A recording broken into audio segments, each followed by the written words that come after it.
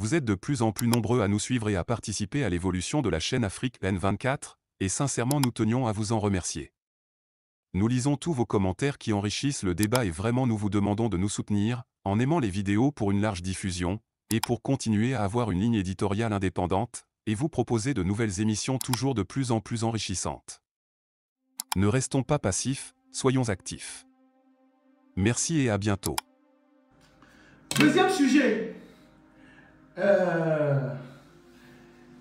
Il y a eu une réunion aussi ces jours-ci qui a abouti à des conclusions comme quoi le gouvernement prend des mesures en prévision des prochaines pluies et des inondations. Bon, là aussi c'est de la propagande, c'est juste de la communication. Est-ce que de vous à moi, de façon factuelle, vous voyez actuellement quelque chose qui est fait dans la ville de Lomé pour éviter les inondations dans quelques semaines? Même les rares chantiers qui ont été ouverts dans les quartiers de Baie, j'en parle régulièrement, par la présidence elle-même. Merci. Par la présidence elle-même. Les chantiers qui ont été ouverts par la présidence elle-même dans les quartiers de Baie, à Corée-Sewar, Bénédicte Condi, le boulevard au Fouet-Boigny, tous ces chantiers sont à l'abandon. Donc, est-ce que selon vous, vous voyez quelque chose qui sera fait demain pour contrer les inondations? Pendant toute la saison sèche qu'on a eue, où on aurait pu entamer de grands travaux, faire de grandes canalisations comme ça a été fait au Bénin, faire des raccordements, assainissement dans les quartiers, canaliser l'eau, zéro.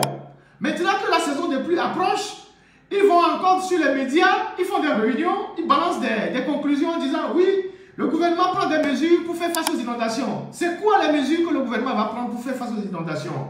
Les nattes, les cartons de sucre, les sacs de riz, je sais pas, les cartons de spaghettis. C'est ça qu'on va aller distribuer aux gens quand les gens seront dans l'eau. Les gens auront les pieds dans l'eau. C'est ça. Parce que derrière ça aussi, c'est un business.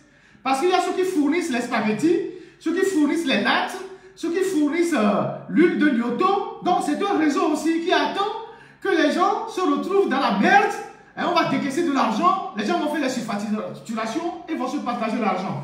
Donc sur ce point aussi, vous pouvez vous attendre au pire. Les pluies arrivent, elles sont en retard, mais cette année, elles seront assez violentes, comme les années dernières.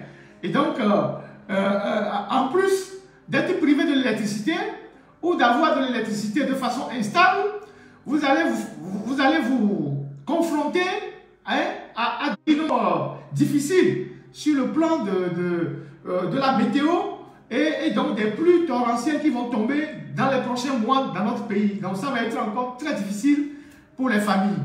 Donc là aussi, attendons au pire. Likez la vidéo si ce n'est pas déjà fait. Laissez aussi votre point de vue en commentaire. Abonnez-vous et cliquez aussi sur la petite cloche de notification pour ne rien rater de nos prochaines vidéos.